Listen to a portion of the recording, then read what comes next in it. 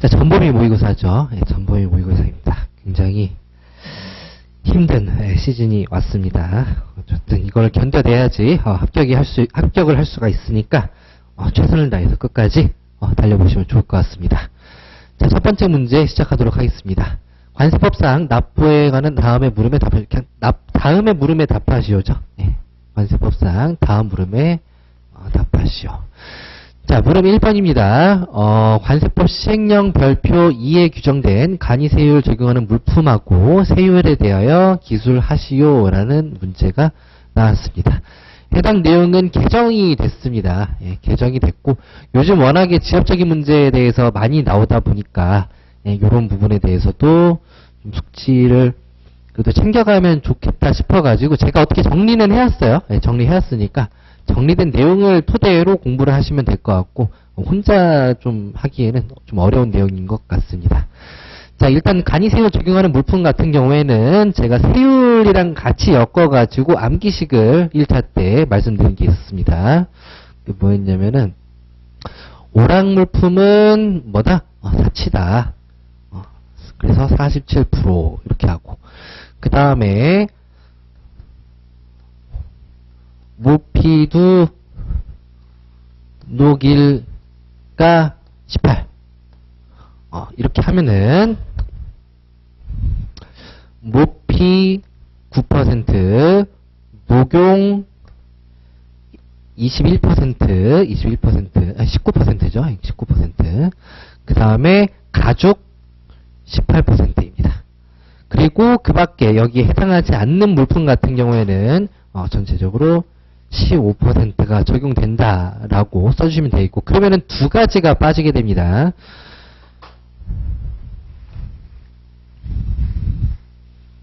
고급 가구 이런 것들이 빠지게 되는데, 그것들은 일단 표를 한번 볼게요. 자.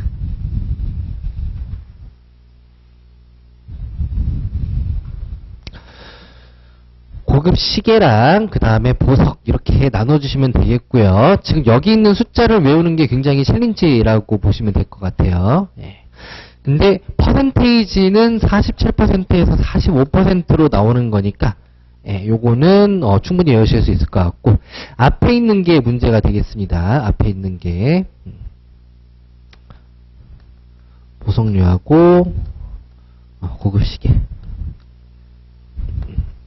자, 앞에 있는 것 같은 경우에는 숫자를 어쩔 수 없습니다. 7에서 하나 따오고 4에서 하나 따오고 요렇게 가져가 주시면 되겠습니다. 그래서 첫 번째 가격 자체는 72만 1,200원으로서 여기에다가 이 금액 100만원대가 넘어가는 금액을 초과하는 금액의 45%니까 얘는 기준 가격이라고 보시면 되겠죠.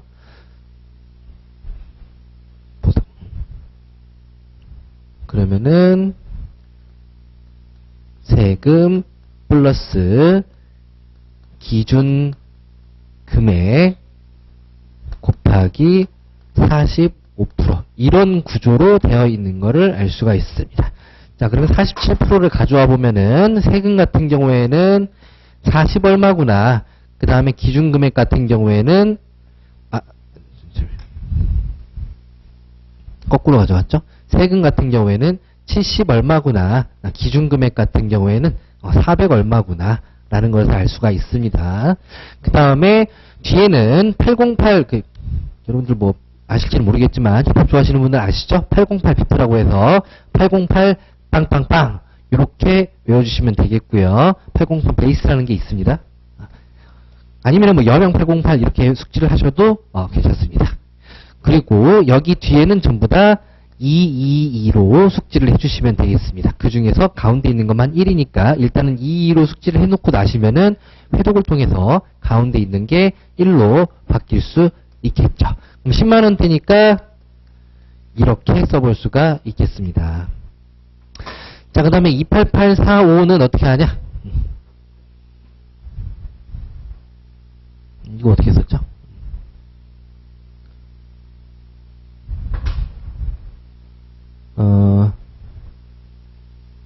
잠깐만요. 28845 450. 그 다음에 1923. 요렇게 배치를 해야 돼요. 요렇게 배치를 해야 돼요. 그래서 1, 2, 3으로 하시면 되겠습니다. 1, 2, 3. 그 다음에 1, 2. 그 다음에 아까 808 하기로 했었죠. 네, 808. 자, 그럼 어떻게 되느냐? 고급 시계. 억지로 하는 거야, 억지로. 어떻게 외우려면 어쩔 수 없지. 시계류 같은 경우에는 세금이 있어야 되고, 그 다음에 세로로 배치를 하겠습니다. 기준 금액이 있어야 된다. 그리고 기준 금액은 200만원 정도 된다라고 생각을 하시고 1, 2, 3 한 다음에 100만원 단위를 맞춰주시면 돼요. 100만원 단위를 맞춰주시면 돼요.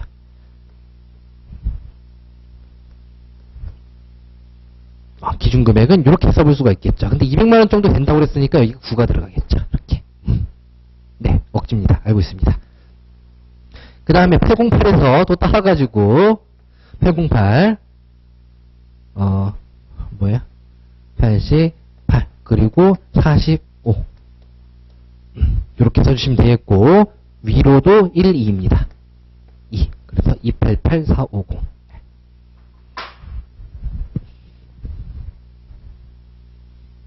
그러니까 이것의 이제 배치는 여러분들이 숙지를 어떻게 하면 좋냐? 금액을 기준 금액을 이 밑에다가 배치를 해가지고 1923000 이렇게 하시면은 123 12 이런 식으로 진행을 하시면은 될 것 같습니다.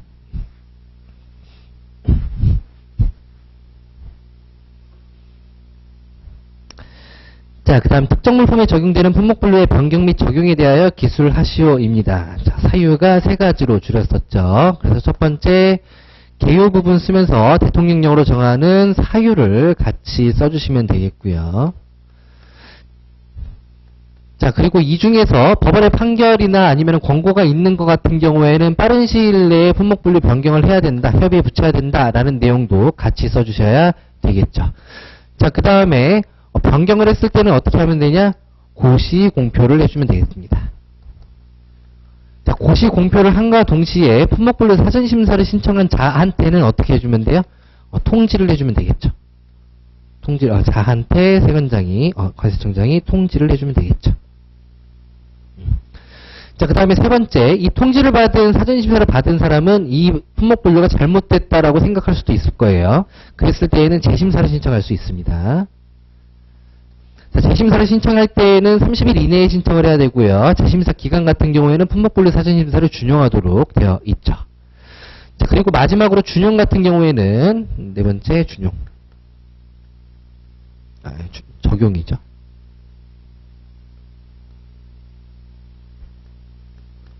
적용됐을 때에는 변경됐을 때 기존의 품목분류 사전심사와 관련해가지고 그 내용을 그대로 써주시면 되는 거예요. 변경됐을 때에는 고시 공표된 날 또는 통지받은 날 중에 빠른 날을 그중 빠른 날 것을 적용한다라고 되어 있고 이 중에서는 적용 유예라는 내용이 있었습니다.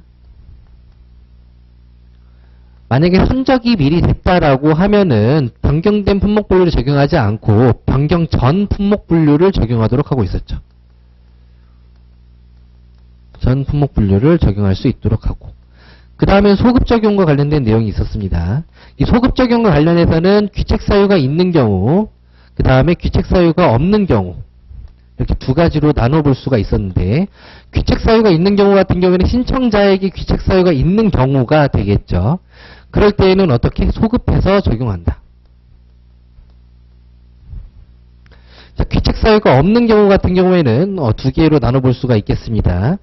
신청인에게 귀책 사유가 없는 경우하고 고시 공표된 내용을 믿고 수입한 사람하고 이렇게 두 가지로 나눠가지고 소급 적용을 해줄 수 있다. 이거는 수입자한테 유리한 경우에만 적용이 된다라고 보시면 되겠죠.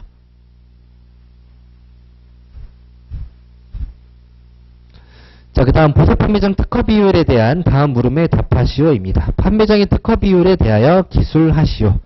자, 판매장 특허 비율이라고 하는 것은 뭐 법률에 있는 거 1항부터 써주셔야 됩니다. 1항에 있는 거 굉장히 많죠. 그래서 뭐 중소기업한테는 일정 비율 이상의 특허를 부여하여야 되고, 뭐 상호출자 지원 기업 집단한테는 일정 비율 이상의 특허를 부여할 수 없다. 뭐 이런 식으로 표현이 되어 있습니다. 여기서 빼지 말아야 될 게 단서 규정이 있죠. 다만 입국장 면세점 같은 경우에는 어떻게 한다? 중소기업에게만 중소기업 등에게만 특허를 부여한다라고 해서 개요 부분으로 써주시면 되겠고요. 그 다음에 시행령에 구체적으로 비율이 나와 있죠. 비율. 중소기업 중에서 뭐 특정 기준을 갖춘 자에 대해서는 중중이한테는 30% 이상의 특허를 부여해야 되고, 그 조건은 매출액 기준, 연간 3년, 직전 3개년도간 매출액을 산정을 해야 되고, 그 다음에 자산총액이 뭐 1조 원을 초과해서는 안 되고, 그리고 자산총액 1조 원을 초과하는 뭐 법인들과 뭐 지배종속 관계에 있어서는 안 된다라고 해가지고 총 3가지 중견기업 나누는 기준을 써주시면 되겠습니다. 자, 그 다음에 대기업이 있었죠. 상호출자 제한기업 집단 같은 경우에는 60% 이상의 특허를 부여할 수 없다. 로 기술을 해주시면 되겠습니다. 끝. 자, 그 다음에 물음 2번. 특허 비율을 적용하는 시점과 공고일 이후 변경 비율의 적용에 대하여 기술하시오입니다. 자, 특허 비율을 적용하는 시점은 언제가 되겠습니까? 특허를 부여하는 날이죠. 이를 기준으로 적용한다. 자, 그리고 특허 공고가 있는 다음에 비율이 변경됐다면은 어떻게 적용하는가? 이 비율은 적용하지 않는다. 그럼 변경이 왜 일어났을까? 뭐 반환이라든지 아니면 특허가 취소됐을 때 이러한 변경이 일어날 수 있겠죠. 그러니까 예상치 못한 변경이라고 보시면 되겠습니다. 자, 보세 판매장 특허 비율 적용의 예외에 대하여 기술하시오. 자, 아까 법률의 1항에도 불구하고 대통령령으로 정하는 사유에 해당을 하게 되면은 어떻게 한다? 1항을 적용하지 아니한다. 라는 식으로 구조가 되어 있죠. 자, 그 다음에 대통령령으로 정하는 사유라는 것은 가서 봤더니 여기 몇 가지가 있었죠? 2가지가 있었었죠. 특허 기준을 갖춘 중소기업 등이 없고요. 특허 비율 요건을 갖춘 중소기업 등이 없고요. 특허 부여 요건을 갖춘 중소기업 등이 없고, 그리고 중소기업이 아닌 자에게 특허를 부여하는 경우에 비율이 맞지 않다라고 2가지 조건을 충족했을 때 어떻게 한다? 특허 비율 적용 예외가 적용된다라고 보시면 되겠습니다.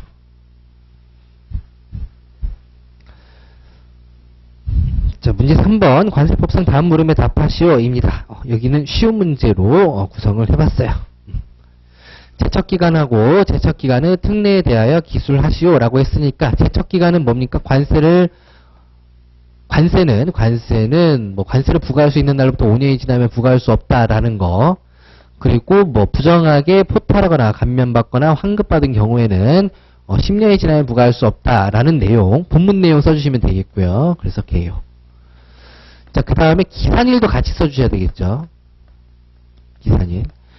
기산일은 지금 하나, 둘, 다섯 개 정도 있죠. 5개 정도 해가지고 성립된 날에 다음 날의 구조로 써주시면 되겠습니다.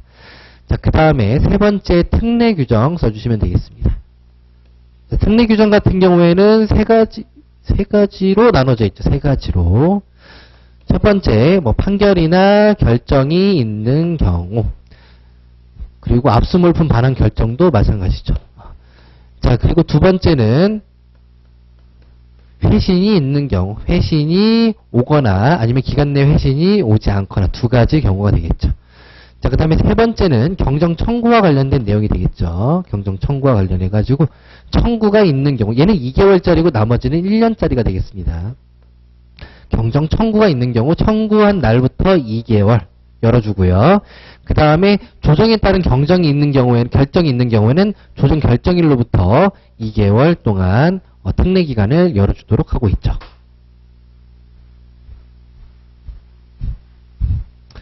자, 물음 2번입니다. 관세법 해석에 관한 질의회신 절차와 방법에 대하여 기술하시오. 자, 개요 써주시고, 그 다음에 회신했을 때의 절차 써주시면 되는데, 그 절차라고 하는 것은 첫 번째, 관세청장과 관련된 절차가 있을 것이고, 두 번째, 기재부 장관한테 제출됐을 때 절차가 있었을 거예요. 관세청장한테 제출됐을 때 절차 같은 경우에는 그 사본을 송부를 하도록 하고 있죠. 기간 내에. 그리고 만약에 이게 국세이익 심사위원회에서 심의해야 되는 그러한 중대한 사안 같은 경우에는 어떻게 하도록 하고 있습니까? 의견을 첨부해가지고 기재부 장관한테 해석을 요청하도록 하고 있죠. 근데 이 요청에 따라서 기재부 장관이 회신이 왔는데 거기에 이견이 있다라고 하면은 다시 의견을 첨부해가지고 요청을 할 수가 있겠습니다. 이렇게가 관세청장의 절차. 그 다음에 기재부 장관한테 제출됐을 때는 어떻게 합니까? 이를 이송하죠. 누구한테? 관세청장한테 이송하도록 하고 있습니다. 그럼 이송한 사실을 질문한 사람한테 알려줘야 되겠죠. 통지를 해줍니다. 근데 만약에 다음 네 가지 사유에 해당하게 된다면은 기재부 장관이 직접 회신할 수 있다라고 써주시면 되겠고, 이 경우에 역시 의견서 사본을 송부를 해줘야 되겠습니다. 누구한테? 관세청장한테. 자, 그리고 세 번째 협약과 관련된 질의가 있죠. 협약과 관련된 질의. 관세청장이 법을 적용할 때 국제협약과 관련해가지고 질문이 있는 경우 누구한테? 기재부 장관한테 의견을 첨부해서 질의할 수 있다라고 써주시면 되겠고요. 기재부 장관 같은 경우에는 이를 국제기구에, 이 경우에 국제기구에다가 질의를 할 수도 있다.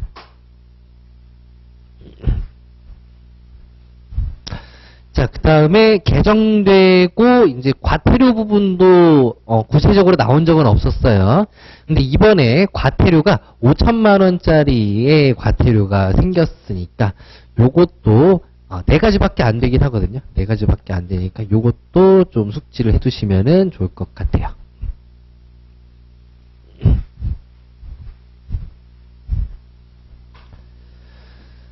자, 이거는 이제 법률 보고 하겠습니다. 자, 과태료가 어떻게 생겼느냐. 사망에 있는 내용이 되겠습니다. 다음 어느 하나가 해당하는 자에게는 5천만 원 이하의 과태료를 부과한다. 277조 사망. 과실인 경우에는 400만 원이다. 자, 그러면 여러분들이 뼈대를 어떻게 잡으면 좋냐면은 0, 3, 6으로 잡아주시면 되겠습니다. 0, 3, 6. 그래가지고 앞에는 전부 다 200자로 통일이 되어 있으니까 얘는 신경 쓸 필요가 없겠죠. 옆으로 세로로 해가지고 036 일단은 조문 따서 해주시면 되겠고요.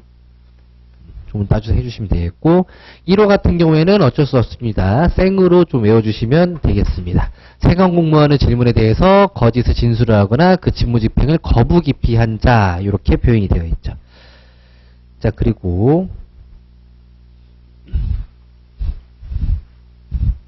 뒤쪽을 보시면은 거부 기피한 자라고 되어 있고, 그 다음에 200조, 203조, 262조 같은 경우에는 거부 기피한 자라고 표현이 되어 있고, 그 다음에 밑에 266조 같은 경우도 거부한 자라고 되어 있죠. 그래서 거부한 자로 다 통일을 시켜가지고 깊이 다 빼시고 세 가지를 숙지하시면 되겠고, 나머지 하나는 거짓으로 보고한 자로 숙지를 해주시면 되겠습니다.